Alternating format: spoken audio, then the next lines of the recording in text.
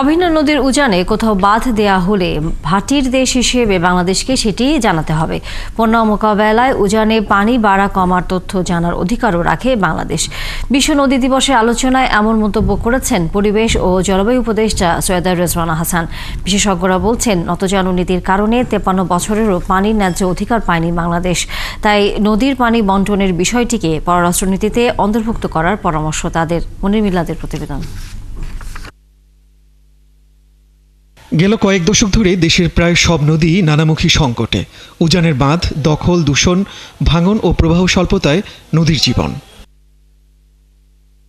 মূল সংকট আন্তঃসীমান্ত নদী। সরকারিভাবে বাংলাদেশ ভারতের মধ্যে আন্তঃসীমান্ত নদী 54টি ও মিয়ানমারের সাথে 3টি।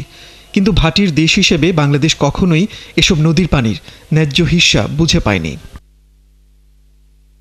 এমন বাস্তবতায় বিশ্ব নদী দিবসের এই আলোচনায় অংশ নিয়ে গবেষকরা বললেন, ন্যায্যতার প্রশ্নে উজানের দেশগুলো বরাবরই বাংলাদেশকে বঞ্চিত করেছে।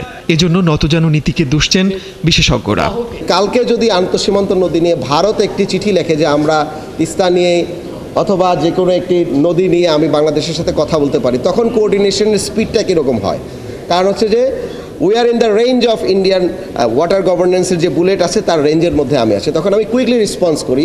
কিন্তু বাংলাদেশের পক্ষ থেকে আমি সেটা করতে পারি না। আমরা এখনও জানি না ভারতের ইন্ডিয়ান রিভার লিঙ্কিং প্রজেক্ট নিয়ে তারা কোথায় আগাচ্ছে। ওটা যদি ঠিকমতো তারা বাস্তবায়ন করে, আমাদের এক্সিস্টেন্স নিয়ে আমরা সার্ভাইভ করতে পারবো না। পরিবেশ ও জলবায়ু উপদেষ্টা বললেন, অভিন্ন নদীর উজানে কোথাও বাঁধ কিংবা স্থাপনা তৈরি করলে বাংলাদেশকে তা জানাতে হবে। বন্যার পানির বিষয়েও প্রতিবেশী ভারতের তথ্য দেওয়া উচিত।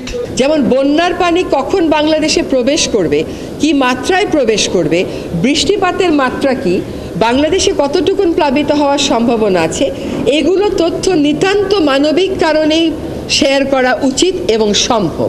এটার মধ্যে রাজনীতি টেনে আনার কোনো প্রয়োজন নেই, প্রয়োজন ছিল না।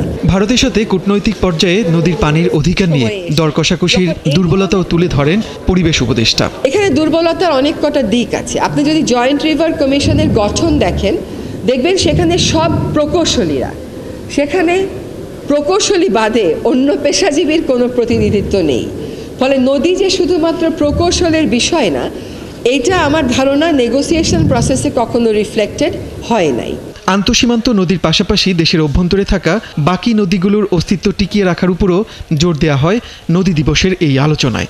পরামর্শ দেওয়া হয় দখল, দূষণ ঠেকিয়ে নদীর প্রাণ রক্ষার। মনির মিল্লাত, ৭১, ঢাকা।